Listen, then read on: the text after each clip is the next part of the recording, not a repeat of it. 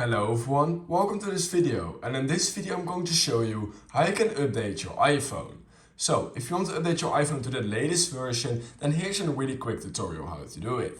It's quite easy, but just let's immediately jump into it. All you need to do is open the settings app just like this and going to scroll down till you find general, like here. Then you're going to click right here on software update. And we can see right now that I have to update this software from a few weeks ago, even though automatic updates is on.